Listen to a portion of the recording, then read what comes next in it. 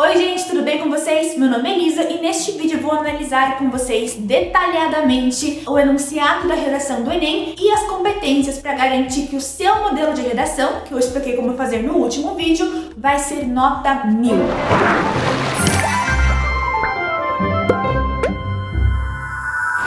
Vamos começar pelo basicão da redação, que é o enunciado. E ele diz o seguinte: a partir da leitura dos textos motivadores e com base nos conhecimentos construídos ao longo da sua formação, redija um texto dissertativo argumentativo. Então vamos lá, primeira coisa, a gente vai ler o texto motivador para entender o que está acontecendo, que ele vai dar uma frase para você como tema e geralmente vai ser bem vago. Então são os textos que vão te dar ideias de quais podem ser os problemas para você explorar, porém não utilize, se possível, os textos como citação e especialmente não copie e cole, por dois motivos. O primeiro deles é que você realmente perde ponto se você utilizar com muita frequência citações do texto motivador. E o segundo é que qualquer linha que seja uma cópia, uma citação direta do texto motivador é descontada da sua nota. Assim, ela não é considerada. Então, só use o texto motivador na sua redação se você não conseguir pensar em mais nada, porque realmente não vai te ajudar. Então, evite ao máximo. A segunda parte dessa frase fala dos conhecimentos adquiridos ao longo da sua formação,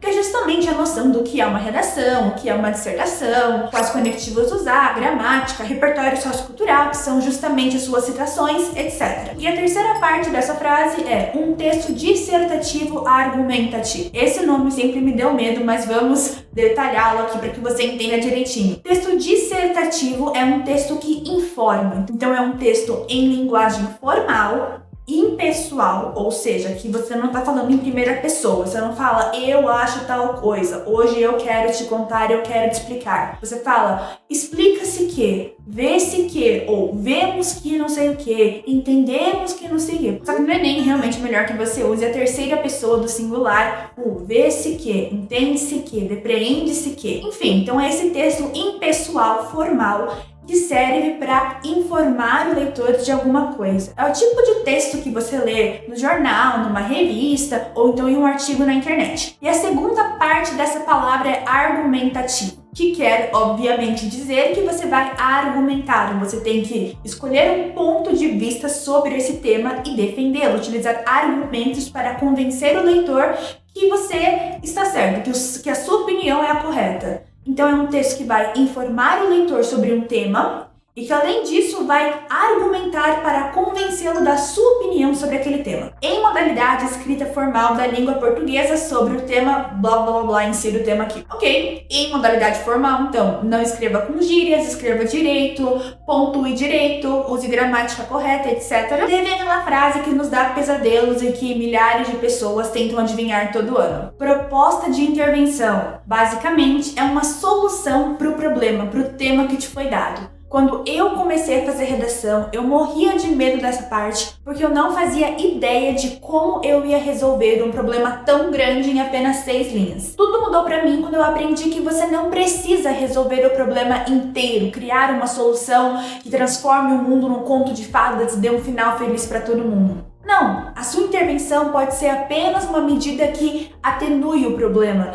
que alivie a situação, que cause um pouquinho de melhora. E é por isso que, ao longo da minha redação, eu gosto de enfatizar palavras desse tipo, como atenuar, aliviar, melhorar, tornar melhor, etc. Então não se preocupe em criar um programa, uma ideia que resolva tudo. Apenas pense em algo que possa melhorar algum aspecto desse problema. E a segunda parte dessa frase, que respeite os direitos humanos. Isso é muito, muito importante. Então tomem cuidado para não escreverem ideias muito extremistas, do tipo expulsa todo mundo, mata todo mundo, tira direitos. Em vez disso, aposte em medidas como políticas públicas, incentivo fiscal, campanhas para conscientizar as pessoas, etc. Por fim, o finalzinho do enunciado diz: Selecione, organize e relacione de forma coerente e coesa argumentos e fatos para a defesa do seu ponto de vista. Então vamos lá, a primeira parte aqui que a gente tem que entender é a diferença entre argumento e fato. Fato é uma citação, certo? É um dado estatístico, uma teoria, a ideia de um pensador, um filme, uma série, um livro, alguma coisa objetiva que corrobora o seu ponto de vista. No caso, é a sua citação sociocultural que mostra que você é uma pessoa culta e te dá muitos pontos. O argumento, por outro lado, é a forma como você usa esse fato para corroborar, para defender o seu ponto de vista. Então você tem um argumento, você tem um ponto de vista sobre alguma coisa,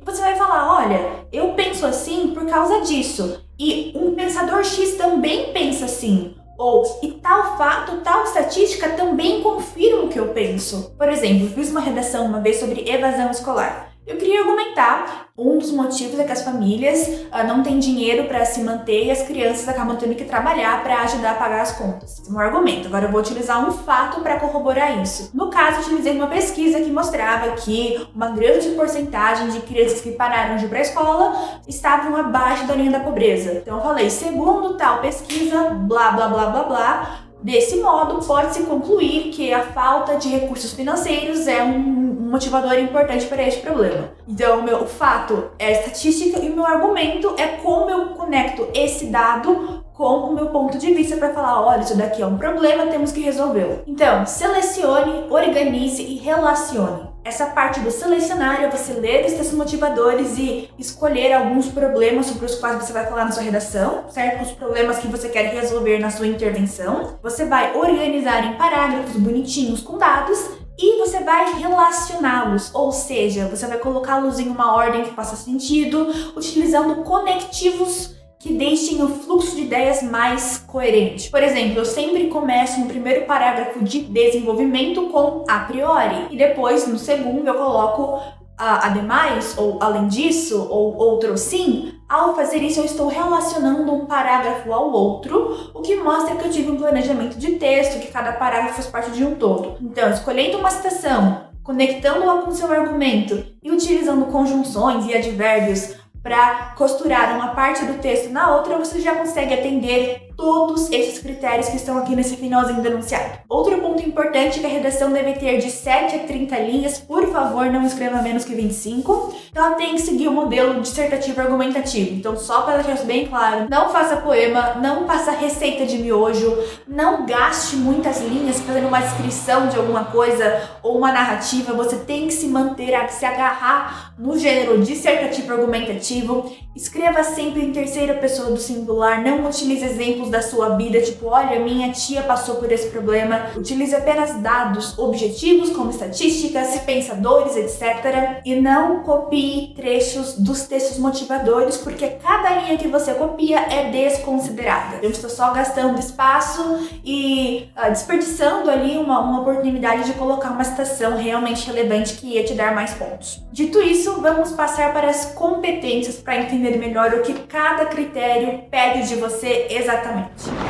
A primeira competência é domínio da escrita formal da língua portuguesa. Ou seja, escreva direito, escreva de modo formal. Escreva, como eu já falei, em terceira pessoa do singular ou em primeira pessoa do plural. Mais do que isso, utilize estruturas sintáticas variadas. Então, não faça apenas frases curtas, não faça apenas frases longas. Tente as misturar no decorrer do texto. Também coloque estruturas sintáticas mais complexas, especialmente coisas como tanto A quanto B, ou não só A como também B. Esse tipo de coisa também te dá pontos maiores porque demonstra domínio sobre a língua portuguesa. E para melhorar a sua escrita em geral, bom, muita gente fala para você ler vários livros quando você quer aprender a ser um bom escritor, mas a questão é que o Enem não vai avaliar se você é um bom escritor no geral, e sim se você é um bom escritor de redações do Enem. Por isso, a melhor maneira de você realmente garantir uma notona nessa primeira competência é ler muitas redações que foram bem no Enem, copiar as suas estruturas, porque você tem que copiar antes de ser criativo, antes de inventar, e estudar os sinônimos, estudar a ortografia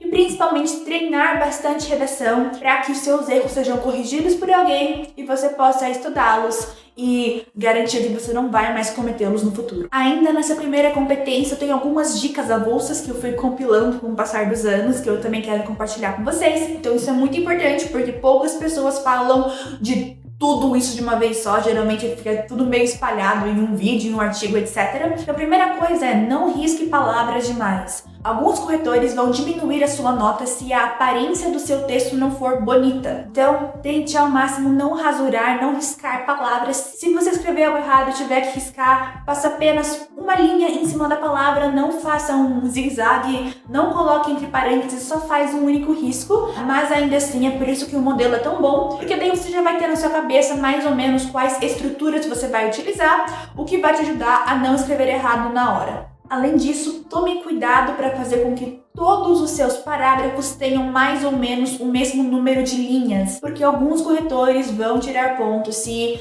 você tiver um parágrafo muito grande ou muito pequeno. Eles querem ver um texto harmônico com parágrafos semelhantes em questão de tamanho. Então tomar cuidado com isso também, mas para te acalmar, saiba que se você cometer um erro gramatical ou ortográfico apenas uma vez, ele pode ser ignorado e você ainda assim conseguir 200 pontos nessa competência. São chamados erros excepcionais que, de acordo com a cartilha do Enem, podem sim ser desconsiderados, se acontecerem, é claro, apenas uma vez. E por fim, quando você for fazer o seu desenvolvimento, presta atenção nas conjunções que você vai utilizar. Muitas pessoas empregam coisas do tipo em primeiro lugar, em segundo lugar, em primeiro plano, em segundo plano. Porém, um possível problema com isso é que alguns corretores consideram a repetição de lugar ou plano em primeiro lugar, segundo lugar, primeiro ou segundo plano, como repetição de palavras e tiram pontos. Porém, se você não fizer isso, se você colocar, por exemplo, em primeiro lugar e além disso, ou inicialmente em segundo plano. Se você colocar dessa forma misturando, outros corretores vão tirar pontos por falta de paralelismo, por falta de um padrão, porque você começou de uma forma e terminou de outra, porque o correto, que demonstra maior planejamento textual, é você colocar nos dois em primeiro lugar e em segundo lugar, você copiar a estrutura. Então, para garantir, não utilize conjunções de em primeiro lugar e em segundo lugar. Aposte em coisas do tipo a priori e ademais, inicialmente e além disso, de início e outro sim, ou adicionalmente, etc. Competência número 2. Compreender o tema e não fugir do que é proposto. Essa daqui eu já pequei bastante, porque eu tinha o hábito de sempre tangenciar o tema, e para já matar todas as dúvidas, tangenciar o tema é quando você fala do tema, mas não exatamente o que você deveria falar. A gente sabe que o tema em si é muito abrangente e a redação quer que você fale especificamente de um aspecto daquilo. Então, às vezes, por exemplo, digamos que o seu tema é caminhos para combater a intolerância religiosa no Brasil. E você começa a falar disso, mas você fala de intolerância racial. Por exemplo, sem querer, você se empolgou ali e falou um pouco demais. Começou a falar de etnia, de raça, etc. Que não era o tema. É muito importante, é muito legal, você escreveu muito bem, isso aqui não era o tema. Então, como não tangenciar? A melhor forma de você garantir que você está no tema é pegar a proposta do enunciado e dividi-la em núcleos de ideias. E essa é a palavra que o INEP usa. Então, basicamente, você faz barrinhas separando cada parte desse enunciado. Por exemplo, nesse mesmo tema do caminhos para combater a intolerância religiosa no Brasil, os núcleos seriam: primeiro núcleo, caminhos; segundo, para combater; terceiro, a intolerância religiosa; e quarto, no Brasil. E a ideia aqui é que tudo que você disser tem que estar relacionado a esses 4 núcleos. Se não estiver relacionado aos 4, você provavelmente está tangenciando. Além disso, para você explicitar para o corretor que você de fato não está fugindo do tema, é uma ótima ideia também você citar todos os núcleos com sinônimos, com outras palavras, em todos os parágrafos. Então, dando aqui um outro exemplo. Teve um Enem em que o tema foi Movimento Imigratório para o Brasil no século XXI. Nesse caso, na introdução, você poderia dizer o alto índice de imigrantes que tem vindo para o Brasil nas últimas décadas. Aí, no seu primeiro parágrafo, você diz a alta taxa de imigração rumo ao Brasil que temos visto recentemente. Aí, no próximo parágrafo, você fala a crise migratória presente em território brasileiro na era contemporânea. E no último parágrafo você pode dizer o grande fluxo imigratório com destino ao Brasil ou com destino às terras brasileiras que se vê no presente, que se vê presentemente, que se vê na atualidade, etc. Fazendo isso, a chance de você conseguir 200 pontos na segunda competência também vai ser altíssima. Competência número 3.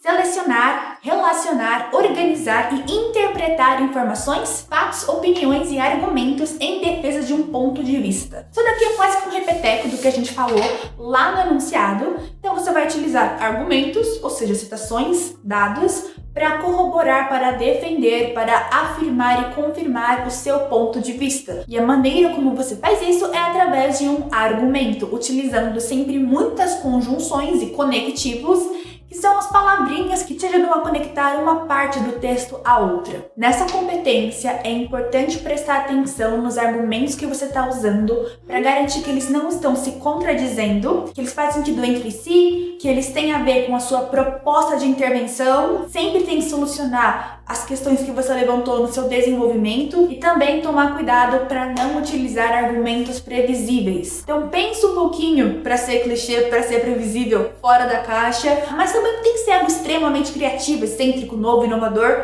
Só sai um pouquinho do comum. E a maneira mais fácil de sair desse lugar comum é utilizando uma citação, uma referência menos conhecida ou menos popular, que não é muito difícil porque a maioria das pessoas não utiliza citações muito boas no Enem. Então, se você colocar alguma coisa de filosofia, sociologia, alusão histórica, isso por si só já vai te levar a pensar nesse problema por um ângulo diferente, que vai acabar te dando um argumento menos comum, menos frequente, menos clichê e vai te garantir os pontos que você precisa. Para facilitar na hora de pensar em citações, ao fazer o seu modelo, já decida quais tipos de citação você quer priorizar. Por exemplo, eu gosto muito de sociologia e de filosofia, então eu sempre acabo falando de algum pensador, porque ao estudar filosofia, sociologia, humanas para a prova do Enem, eu automaticamente também já estou estudando para a redação do Enem. Então eu mato 2 coelhos com uma cacetada só. Porém, se você vê muita série, lê muito ou vê muita notícia,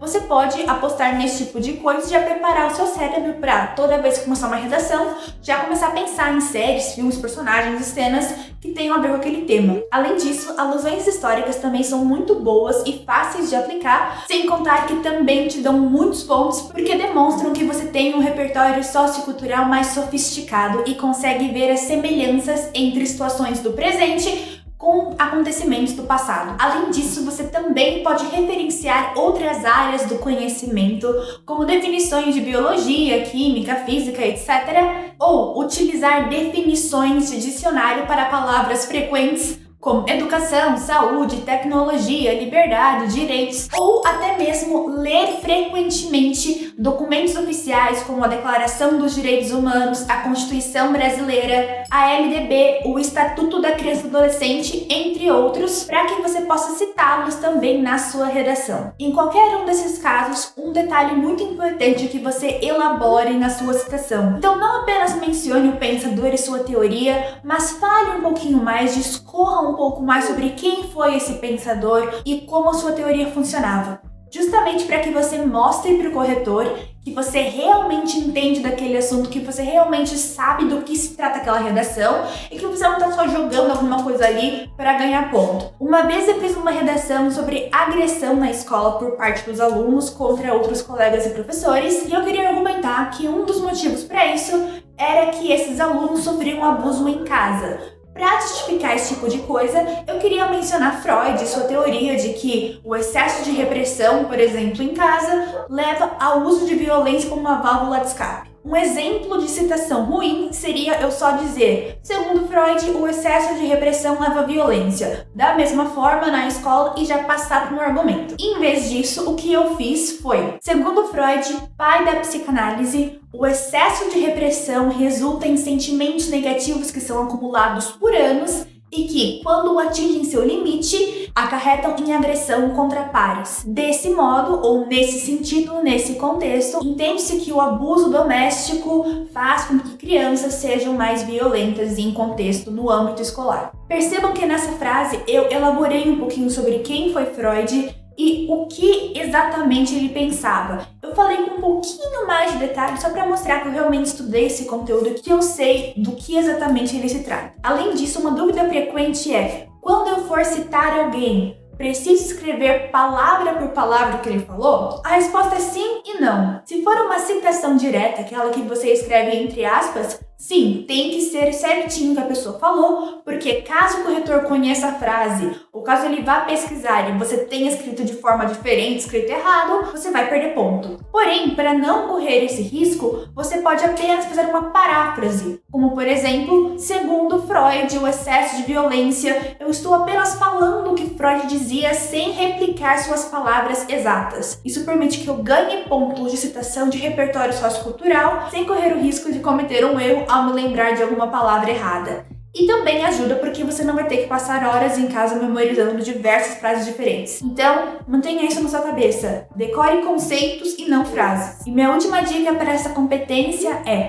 coloque uma marca de indignação ao final de cada parágrafo do desenvolvimento. Como assim? Uma marca de indignação é basicamente uma frase em que você afirma que a situação é inadmissível, que ela tem que ser resolvida. Mas basicamente é isso. Ao final de cada parágrafo, você escreve algo no sentido de esse fato, indubitavelmente, é inadmissível para o cidadão do século XXI e precisa ser resolvido, ou algo nessa linha. E para você realmente explodir de pontos, já coloca nessa frase um spoiler de quem vai ser o agente interventor que você vai falar no seu último parágrafo. Então, digamos que eu estou fazendo uma redação em que a minha proposta de intervenção vai ser feita, tem como agente um Ministério da Educação. Bom, quer dizer que no meu parágrafo, quando eu falar do problema que essa intervenção vai solucionar, eu vou dizer: de fato, é imprescindível que o Ministério da Educação tome providências para solucionar este triste impasse ou essa preocupante situação. Algo assim. Sério, façam isso porque vale muito a pena. Competência número 4. Conhecimento dos mecanismos linguísticos necessários para a construção da argumentação. Essencialmente, aqui o que ele está pedindo é conectivos, conectivos, conectivos. Que são as palavrinhas, as conjunções, advérbios e outros que justamente conectam uma parte do seu texto à outra, que permite que o leitor leia ideias e não apenas palavras, que faz com que o seu texto flua de uma parte a outra, que seja algo mais lógico, mais encadeado e mais, de fato, gostoso de ler. Para arrasar na pontuação dessa competência, leia muitas redações que foram bem no Enem e analise com que frequência elas utilizam conjunções, conectivos, etc. Geralmente é bom utilizar 1 a cada 2 frases, mais ou menos, quanto mais melhor na maioria dos casos. E claro, depois treinar, mandar para correção e ver o feedback que você recebe. 2 critérios também muito avaliados nessa competência é a adequação e a diversificação dos seus conectivos. Então, tome cuidado para não utilizar o conectivo errado, por exemplo, colocar um não obstante quando você queria, na verdade, dizer ademais, e também diversificá-los, então não repita conectivos. Se você já usou a priori, na próxima utilize de início ou em primeiro lugar ou algo do tipo. E por fim, competência número 5, respeite os direitos humanos. Essa competência também inclui a avaliação da sua proposta de intervenção, tanto que, para tirar 200 pontos de acordo com a cartilha do Enem, o corretor deve entender que você elabora muito bem a proposta de intervenção detalhada relacionada ao tema e articulada à discussão desenvolvida no texto. Ou seja, vamos por partes. Primeira delas, respeite os direitos humanos, não seja extremista. Já aproveita e dá uma lida depois desse vídeo nos direitos humanos para você ver o que você não pode fazer e garantir que você não vai perder ponto por causa disso. Mas falando especificamente de proposta de intervenção, ela tem que cumprir inicialmente 5 critérios: agente, ação, meio, detalhamento e finalidade. Eu vou entender isso daqui. O primeiro deles é a gente, é quem vai fazer a ação. É o Estado? É a escola? É a sociedade? É a família? Qual deles? Depois é a ação em si. O que será feito? O que é que a escola, o governo, a família vai fazer? Terceiro, através de quê? De que forma esse agente vai fazer essa coisa? Será por meio de uma política pública, da realocação de fundos, de uma campanha publicitária, de uma mudança em alguma lei, de um decreto? Como? Quarto, detalhamento. Você tem que detalhar alguma dessas partes. Geralmente é mais fácil detalhar o seu meio, mas você pode inserir esse quarto critério em qualquer um dos outros. E por fim, finalidade. O que você espera alcançar ao fazer isso?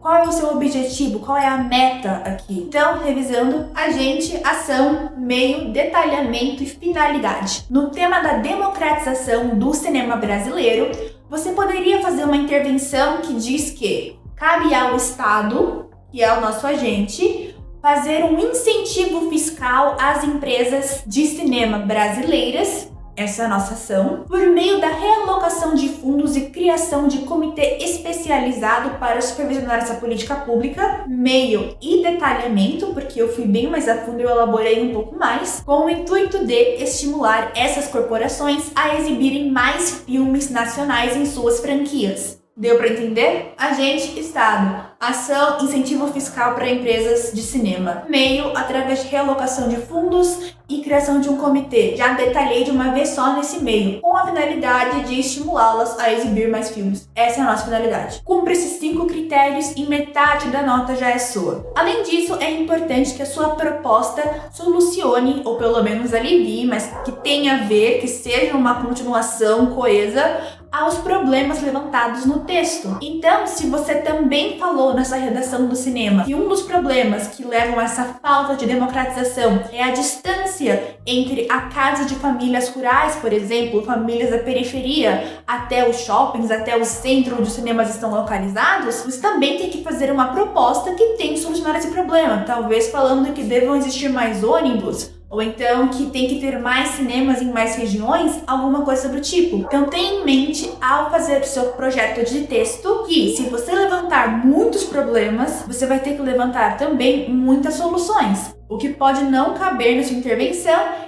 e fazer com que você perca pontos por falta de planejamento, por falta de coesão e coerência no seu texto. Resumindo, não reclame sem oferecer solução. Tudo que você levantar como problema tem que ser discutido, tem que ser oferecido uma forma de solucionar no final do seu texto. E mais uma coisa importante, se possível, tente diversificar, variar o seu agente. Então, se na sua primeira solução você falou do Estado, na segunda fale de alguma outra coisa, fale da sociedade, fale da escola, de algum outro agente. Então, este foi o vídeo de hoje. Muito obrigada por ver até aqui. Se você ainda está um pouco confuso com essa questão de Enem, redação, projeto de texto, calma, porque no próximo vídeo eu vou analisar o meu próprio modelo com vocês, ver as redações antigas que eu fiz e também dar dicas para você começar a redação na hora e fazer o seu projeto de texto. Se você gosta desse tipo de conteúdo, não se esqueça de deixar um like, se inscrever, me seguir no Instagram, comentar nesse vídeo que outros tipos de conteúdo você gostaria de ver e ativar as notificações, além de, claro, compartilhar com os seus amigos para que eles também tenham um pouquinho de ajuda nessa loucura que é escrever uma redação pro Enem. Muito obrigada mesmo por verem até aqui e eu vejo vocês semana que vem, sexta-feira, às 11 da manhã.